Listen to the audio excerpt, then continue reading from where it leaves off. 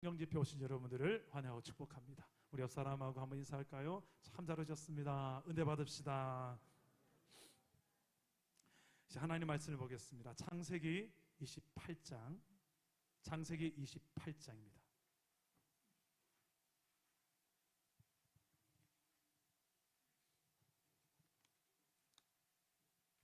창세기 28장 16절부터 22절까지의 말씀 보겠습니다.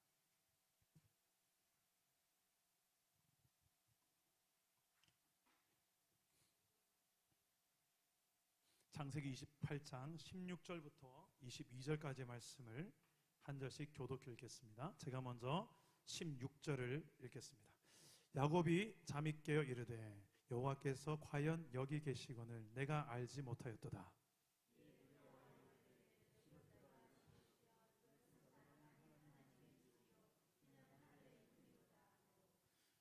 야곱이 아침에 일찍 일어나 베개로 삼았던 돌을 가져다가 기둥으로 세우고 그 위에 기름을 붓고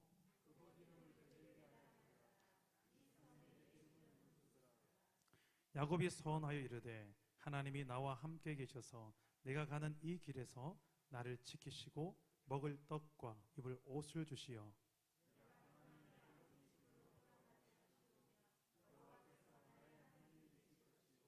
함께 읽겠습니다. 내가 기둥으로 세운 이 돌이 하나님의 집이 될 것이요 하나님께서 내게 주신 모든 것에서 10분의 1을 내가 반드시 하나님께 드리겠나이다 하였더라. 아멘. 오늘도 말씀으로 찾아오시는 주님 만나기를 축복합니다. 우리 인생 가운데 가장 소중한 것이 있다면 바로 만남일 것입니다. 누구를 만나느냐에 따라서 참 많은 것들이 판가름 납니다. 저는 자녀가 둘이 있는데 이 아이들이 이제 또 학년이 올라가죠. 자녀가 학년이 올라가게 되면 가장 부모의 기도 제목 1번이 뭐가 된 줄 아시죠? 그렇죠. 좋은 선생님 만나게 하옵소서. 그리고 좋은 친구 만나게 해주옵소서. 이런 기도를 하잖아요. 그렇죠. 여기 보니 또 우리 선생님도 계신데 학교 선생님 입장에 있어서는 좋은 학생을 만나게 하여 주옵소서. 골통 안 만나게 해주옵소서. 뭐 이런 기도를 하실 거예요. 아무튼 만남이 너무 중요합니다.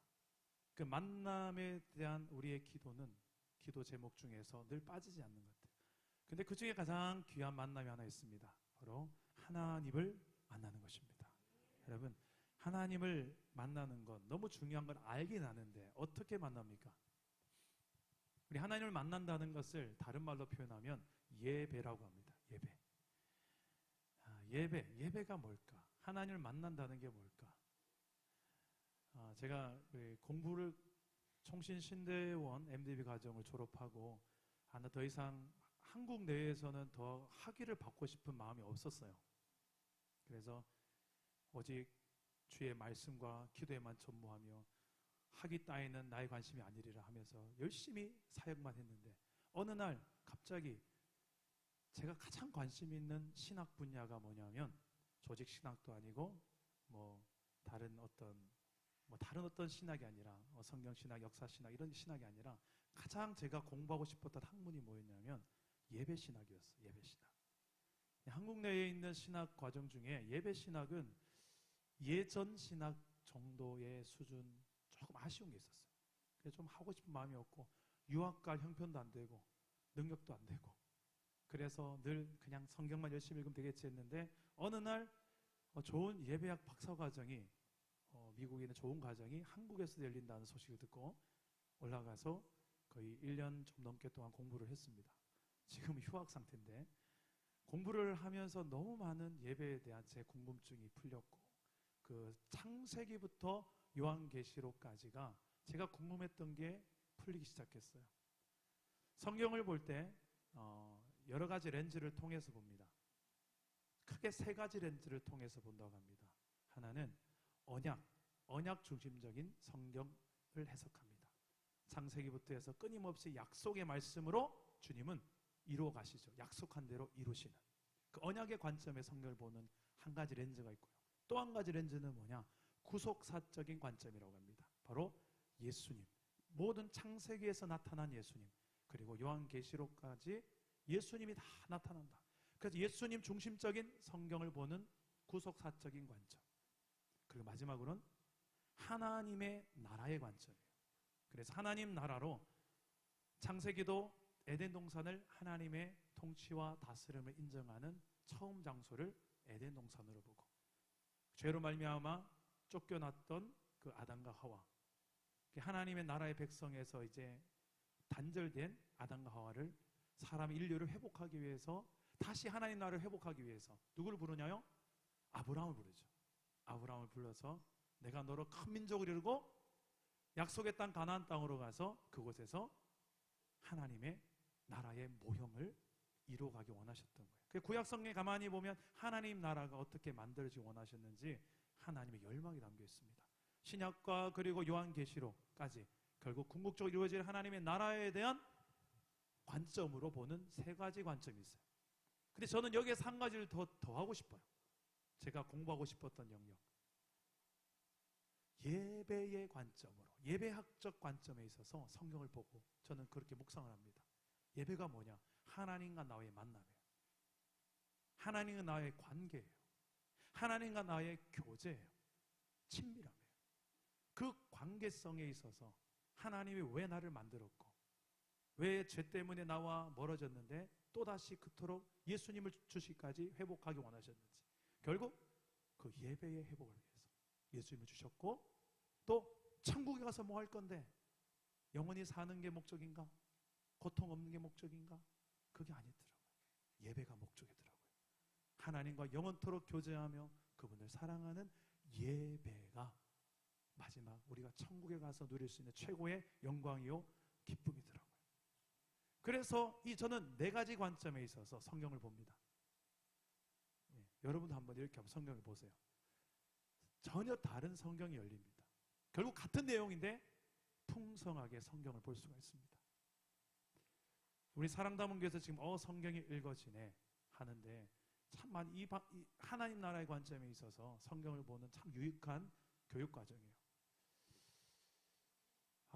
이 하나님을 만남으로 인해서 성경의 많은 인물들이 문제를 해결하는 걸 볼 수 있는데, 오늘 말씀에서도 하나님을 만나서 그에게 있는 가장 큰 문제를 하나님께서 해결해 주시는 말씀을 보여주고 있습니다.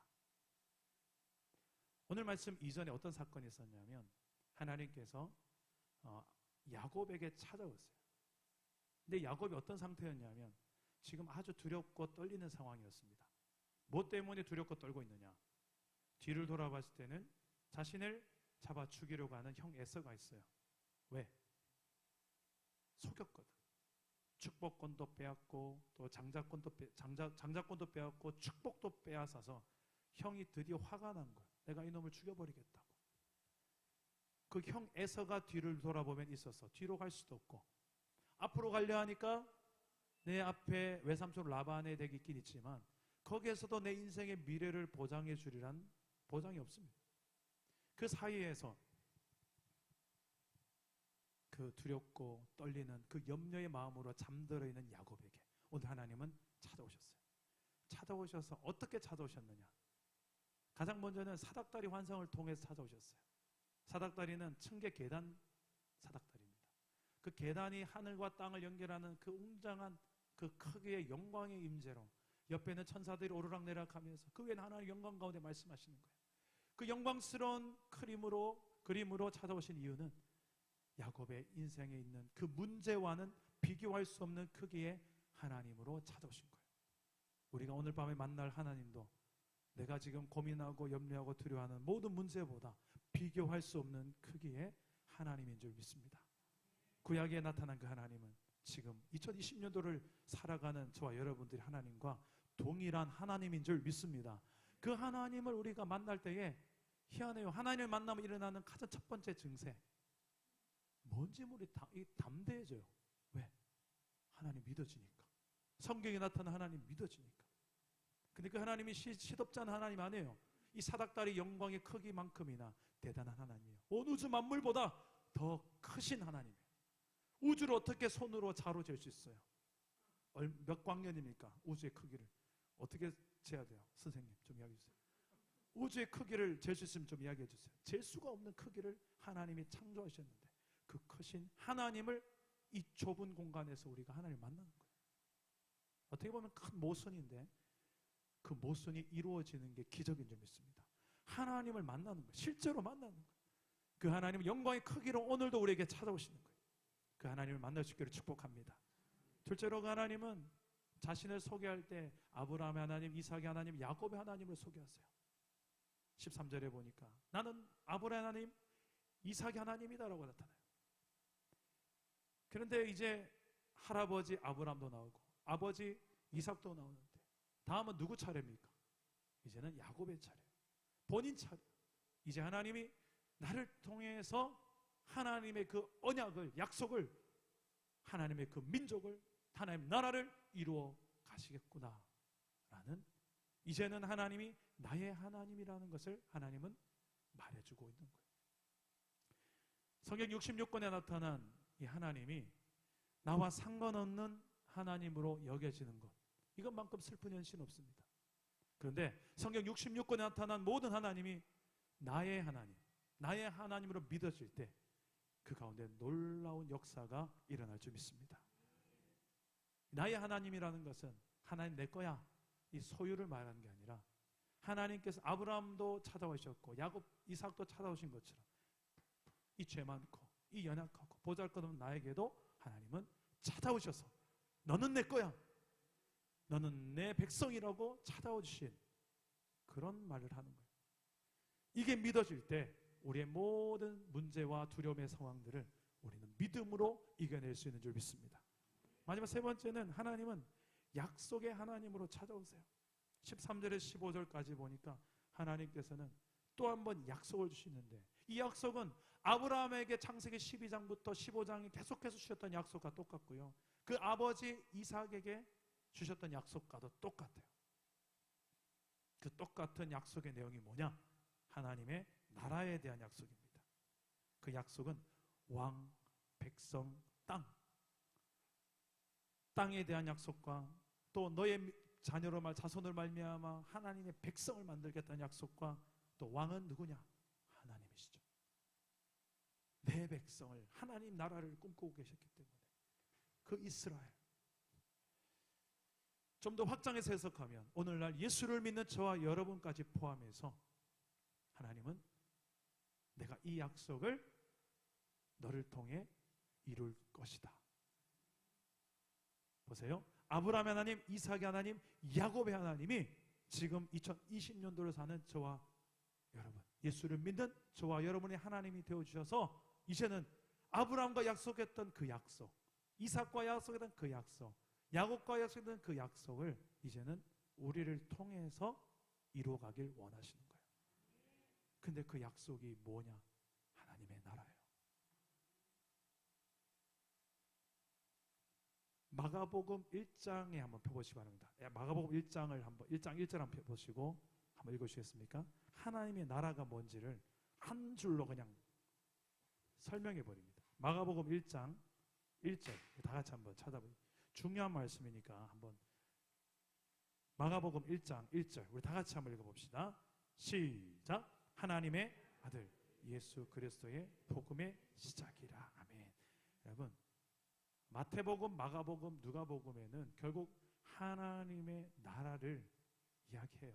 근데 그 나라에 대한 이야기를 할 때 복음이라는 것을 통해서 하나님의 나라가 임하였느니라. 근데 그 복음이 뭐냐? 결국 예수 그리스도예요. 예수 그리스도가 이 땅에 오신 이유는 하나님 나라의 완성, 하나님 나라의 백성들을 또 찾아내서 부르시기 위해서. 그래서 예수 그리스도를 믿음으로 말미암아 우리는 하나님 나라의 백성이 된 거예요. 뿐만 아니라 우리는 그 복음의 부르심을 입은 자들로서 나아가서 복음을 증거하는 하나님의 동력자가 되었어요. 하나님 나라를 확장하라고. 그 하나님 나라에는 내 아버지 집에는 거할 곳이 많도다.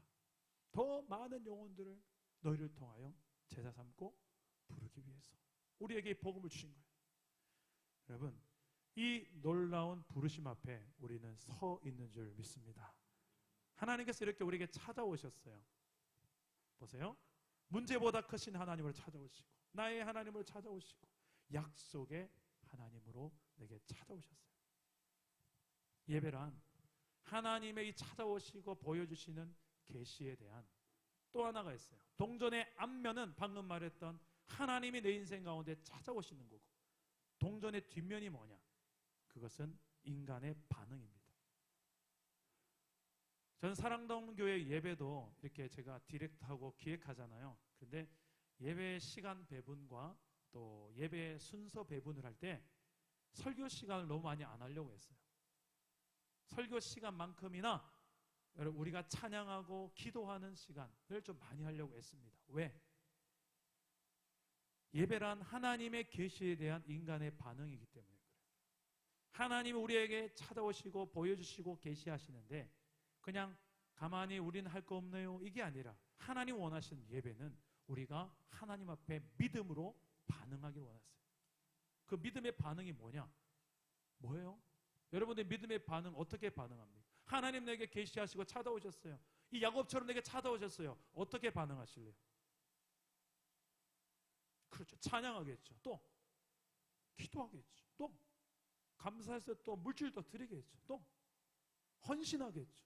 식당 봉사도 하고 청소도 하고 또 뭐 하겠어요? 복음을 전하겠죠. 이 모든 것들이 하나님께서 내 인생 가운데 찾아오신 계시에 관한 거룩한 반응인 거예요.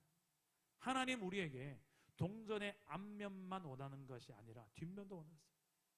예배란 하나님의 계시에 대한 인간의 반응입니다. 그래서 오늘 이 자리에 하나님께서 어떻게 보면 우리에게 찾아오시는 것은 또 하나님의 하실 일이겠지만 우리의 행할 바는 무엇입니까? 하나님께서 말씀으로 찾아오셨고 성령으로 깨닫게 하시고 은혜를 주셨어요. 주세요. 기도에도 응답하세요. 이런 하나님의 찾아오심들을 지금까지 얼마나 많이 경험했어요. 근데 문제는 뭐냐? 내 믿음의 반응이 문제는 따라가지 못할 때, 내 거룩의 반응이 따라가지 못할 때, 내 헌신이 따라가지 못할 때, 그 하나님의 찾아오심에 비해서 너무 형편없을 때 우리의 삶의 예배가 결국은 그 수준에 머무는 거죠. 저는 오늘 그 예배를 통하여서 하나님의 그 찾아오심 앞에서 우리의 믿음의 반응이 하나님 마음에 합한 반응이 되기를 주님의 이름으로 축복합니다. 오늘 야곱이 어떻게 반응합니까? 두 가지로 반응합니다. 하나는 신앙의 기념비를 세웠어요. 우리 18절과 19절 말씀을 우리 다 같이 한번 읽어보겠습니다. 18절과 28장, 창세기 28장 18절과 19절 우리 한 번만 더 읽어보겠습니다. 시작.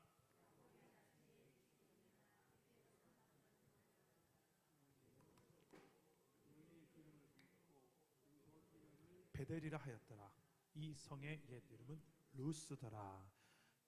야곱이 하나님을 경험하고 난 다음에 제일 먼저 했던 행위는 그곳에다가 베개로 삼았던 그 돌에다가 기름을 붓고 이름을 짓는데 하나님의 집이란 뜻의 벳엘이라고 합니다. 이 벳엘은 장차 이스라엘의 영적인 중요한 기능을 하는 지역이 돼요. 이곳에 하나님의 법궤가 있었고 하나님의 뜻을 묻기 위해 이곳에 이스라엘 백성들이 올라왔고 사무엘이 이스라엘을 다스리기 위해 방문했던 세 곳 중에 한 곳이었고 그 정도로 중요한 곳이었습니다. 또 선지자 생도들이 있었던 곳, 오늘날로 말하면 신학교가 있었던 곳입니다. 그리고 엘리야가 승천하기 전에 이곳에 들렸죠. 이스라엘의 중요한 영적 의미가 있는 곳이 베델인데 그 베델의 이름을 누가 지었나? 누가 지었어요? 예. 야곱이 하나님을 이렇게 만난 곳을 베델이라고 합니다. 여러분들의 인생에 있어서 베델은 어디입니까? 하나님을 만났던 곳이 어디라고 생각되세요? 오늘 아침에 큐티하면서 이 제목을 나눴더니 우리 사랑담은 교회 정모 집사님과 또 손모 집사님이 큐티 나눔을 나누면서 이 부부는 참 우리 사랑담은 교회 공식 인정하는 그 큐티 부부로 유명한 분입니다. 참 자신의 모습들, 과거와 지금 현재 모습을 너무 솔직담백하게 오픈을 잘 하시는 분들이에요. 예전에 그 공장에 일을 하시던 공장의 그 사장님이셨죠. 문을 닫고 사채업자한테 쫓겨다녔던 그 시절, 그리고 그러다가 주암산 기도원에 올라갔는데 거기에서 하나님이 내 인생 가운데 찾아오신 곳, 우리 정집사님에 있어서 베델은 그 주암산 기도원이 되는 거죠. 그 주암산 기도원에 지금 한번 집사님 올라가자고 하면 어떤 마음으로 올라가실까? 그때 사채업자들한테 쫓겨다닐 때 그 시절 생각나겠죠. 근데 그 많은 문제와 고통의 순간보다 비교할 수 없는 그 하나님의 그 임재를 경험했던 장소, 뜨거운 눈물 흘렸던 그 장소, 우리 정집사님의 베델이 아니겠습니까? 동산병원에 또 가서 2번이나 큰 수술을 할 때 그 3층에 있는 기도실에서 하나님을 울부짖으며 찾았던 그곳이 또 정집사님의 베델이 아니겠습니까? 제가 그때 신방을 한번 갔었는데 그때 집사님의 얼굴을 잊을 수가 없습니다. 9년 전 일입니다. 지금 9년 전 이야기를 하고 그분이 지금 여기 사랑담은 교회 개척 멤버로 오셨어요. 여러분, 여러분들의 인생에도 다 그런 어떤 하나님을 만났던 베델이 있지 않습니까? 저는 신학교 시절에 제 베델은 뒷산이었습니다. 대신대학교 뒷산에 가보면 겟세마네 동산이라고 있는데 거기에 밤 10시만 되면 서로 경쟁하다시피 올라갔던 사람들이 있었어요. 일명 불파 전도사님들이. 저도 늘 올라갔는데 재밌어요. 여기 가서 한 30m 정도, 한 20m 정도 떨어져 다 이렇게 산에서 기도하는데 쥐 하면 저거는 김뭐뭐 전도사다. 저기는 박뭐뭐 전도사다. 이상한 오늘 이뭐뭐 전도사님 목소리 안 들리네. 오늘 자나보다. 근데 어느 날은 비가 왔어요. 비가 부슬부슬 오는데 그래도 우리는 경쟁하다시피 뒷산에서 소리가 안 들리면 괜히 그 이상한 그 영적 경쟁 의식이 있었어요. 밤에 가서 거기에 뒷산에서 만나는 있었어요. 4년 동안 늘 산에 올라갔었는데 비가 오는 날에 왠지 모르는 오기가 생겨서 제 친구 류모 목사님이라고 그 목사님과 함께 오늘은 좀 더 올라가자 해서 한 100m 이상 더 올라갔어요. 산으로. 한참 기도하다가 비가 싹 멈추더니 하늘이 싹 열리는데 달이 비추고 제 주변이 환해지는 거예요. 하나님께서 정말 영광 가운데 나를 지금 비추시는구나 하고 눈을 딱 떴는데 제 앞에 뭐가 있냐면 묘지가 있는 거예요. 무덤 앞에서 제가 무덤 붙들고 기도한 거예요. 소름이 머리부터 쫙 끼치는데 제가 거기에서 아무튼 대신대학교 뒷동산에서 하나님을 여러 차례 만났던 기억이 납니다. 또 대신대학에서 제가 잘 갔던 곳은 도서관과 또 음악관의 3층에 있는 300몇 호실이 모르겠는데 그곳이 있어요. 피아노가 있는 곳인데 전 도서관 아니면 피아노 앞에 있었어요. 믿어주세요. 제가 전혀 공부 안 하게 생겼죠. 예전에 공부를 안 했는데 공부를 잘한 사람 아니었는데 제가 22살에 예수님을 만나고 난 다음에 인격적으로 군대에서 만나고 난 다음에는 미치게 책을 읽었어요. 공부를 하고 싶어 미칠 정도로 엄청나게 그 성경을 가장 많이 읽었던 시기가 아니었을까 싶고요. 제 20대 세월 그렇게 제 인생에 있어 소중한 베델들은 너무 많아요. 부산의 이제 가나안 수양관, 감린산 수양관, 서울의 하늘산 기도원, 전국의 기도원은 빨간 날만 되면 부모님과 함께 늘 갔던 기억이 나는데 그런 기도원 하나님을 거의 가서 주님 찾으면 어쩜 그렇게 하나님 찾아오시는지. 여러분들 인생 가운데 베델이 있잖아요. 하나님을 지금까지 한 번을 만나보지 못하신 분 혹시 계십니까? 그분들 오늘 이 밤에 사랑담은 교회 예배당이 이곳이 여러분의 베델이 될 수 있기를 주님의 이름으로 축복합니다. 하나님을 만난 그곳은요, 내가 또 가잖아요. 그러면 가는 순간부터 이 마음에 움직임이 있어요.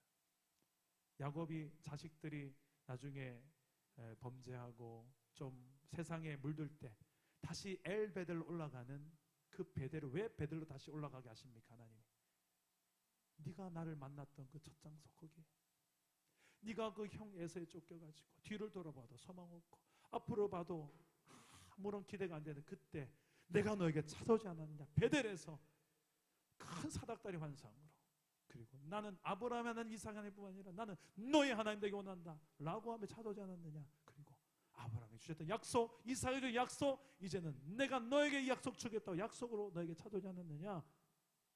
야곱은 그 베델에서 또 한 번 하나님과의 관계를 회복했다는 거예요. 제 소망이 있다면 사랑담은 교회 예배당이 우리의 베델이 되는 것입니다. 그리고 혹시라도 일주일 동안 우리의 삶 속에 무너진 삶이 있더라도 다시 이곳이 엘베델이 되어져서 하나님과의 관계가 회복되어지는 장소가 되기를 축복합니다. 여러분, 오늘 이 말씀 붙들고 여러분 한 가지가 더 있는 것은 우리 하나님 앞에 드리는 게 필요해요. 20절과 21절인데 하나님 앞에 무엇을 드리려고 합니까? 우리 한번 읽어보겠습니다. 20절과 21절입니다. 시작. 야곱이 선하여 이르되 하나님이 나와 함께 계셔서 내가 가는 이 길에서 나를 지키시고 먹을 떡과 입을 옷을 주시어 내가 평안히 아버지 집으로 돌아가게 하시오면 여호와께서 나의 하나님이 되실 것이요 내가 기둥으로 세운 이 돌이 하나님의 집이 될 것이요 하나님께서 내게 주신 모든 것에서 10분의 1을 내가 반드시 하나님께 드리겠나이다 하였더라. 아멘. 하나님께 드리는 거예요. 하나님을 만난 사람들은 아까 뭐라고 했죠? 예배는 하나님의 계시에 대한 인간의 믿음의 반응이에요. 이 야곱은 그가 할 수 있는 믿음의 반응은 그거였어요. 자던 돌베개에다 기름을 붓고 하나님의 집이라고 지명하며 믿음의 기념비를 세우고 그곳을 늘 기념하며 하나님의 임재를 사모하며 사는 거였어요. 또 하나는 뭐였습니까? 11조를 작정하는 거였어요. 물질을 드리는 거였어요. 근데 조금 얍삭한 야곱의 모습을 보였어요. 이렇게 하시면 내가 드리겠습니다. 조금만 더 쓰지. 조금만 더 쓰면 어떻게 될까요? 에? 설령 내 인생 가운데 이 땅으로 돌아오지 못한다 할지라도 아니 그럴 리가 있겠습니까? 하나님 약속하셨는데 내 모든 인생의 10분의 1을 지금부터 주님께 드리겠습니다. 와, 이렇게 드렸더라면 그죠? 제가 김미 성도님이랑 그렇게 드렸을 것 같아요. 저분 되게 통이 크시거든요. 하나님 앞에 이왕이면 좀 한 발 더 쓰세요. 더 써본 경험이 있는 사람들은 알아요. 5분 헌신할 거 10분 헌신해 보세요. 10에 1조만 그렇게 딱 떼가지고 그렇게 10원 하나로 안 틀리고 드리려 하지 말고 좀 10에 1.5 드리면 어때요? 그걸 꼭 딱 10원 하나 맞춰서 드리는 게 목적이 아니잖아요. 11조가. 하나님 앞에 정말 최고를 드리려고 하는 우리의 마음 아니겠습니까? 하나님 내 인생의 주인이라는 것을 인정하는 거 아니겠습니까? 하나님께서 오늘 우리에게도 동일하게 요구하십니다. 너는 나에게 어떻게 믿음으로 반응하겠느냐? 오늘 말씀 생각하면서 우리의 예배를 돌아보고 또 하나님께서 내게도 야곱처럼 찾아주시고 내 인생도 하나님 앞에 믿음의 고백을 드릴 수 있는 반응할 수 있는 예배자로 살게 되는 주 예수 이름으로 축복합니다. 우리 말씀 생각하면서 우리 아까 불렀던 찬양을 부르고 기도하겠습니다. 예수 늘 함께 하시네. 고단한 인생길 힘겨운 오늘도 예수 늘 함께 하시네. 우리 함께 찬양하고 기도하겠습니다.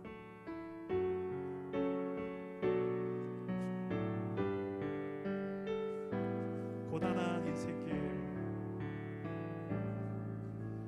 고단한 인생길 힘겨운 오늘도 예수 내 마음 아시네.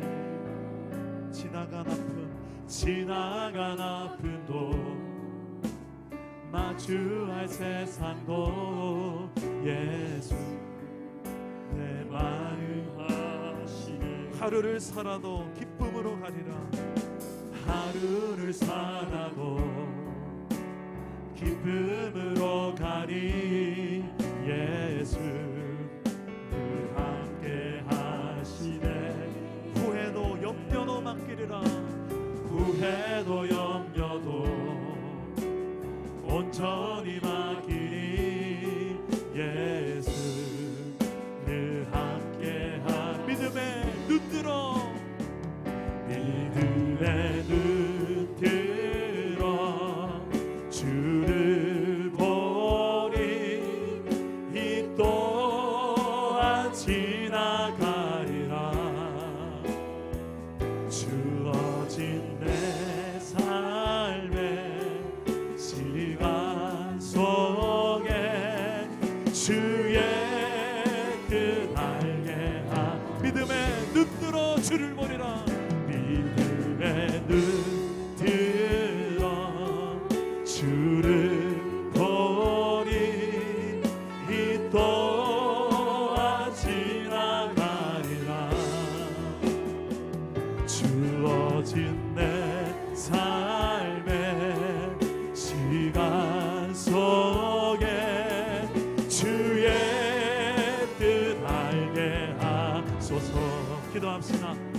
내가 어떤 인생의 문제로 늘 쫓기는 인생, 늘 답답한 인생을 살고 있습니까? 야곱과 같이 뒤를 보아도 쫓아오는 에서가 있고 죽이려고 하는 누군가가 있고 앞을 보아도 불확실한 미래로 아무리 봐도 내 인생에 답이 잘 안 나올 것 같은 혹시 그런 중간에 끼어있는 인생 같은 분이 있습니까? 오늘 내가 야곱 같은 처지에 있는 내 모습이 있습니까? 하나님, 내 인생 가운데도 찾아와 주시옵소서. 하나님 아니면 답이 안 나온 내 인생임을 하나님 아시지 않습니까? 하나님, 주님을 찾을 때에 내게도 찾아와 주시고 계시해 주시고 나는 너의 하나님이다, 나의 하나님 되어주시고 약속의 말씀으로 또 하나님 문제보다 더 크신 하나님으로 내게 찾아와 달라고 기도하며 이 시간에 저를 따라가 한번 기도하며 나가겠습니다. 주여 은혜를 주옵소서. 주여 찾아와 주옵소서. 주여 믿음을 주옵소서. 기도합니다. 하나님 아버지여, 우리 인생 가운데도 하나님이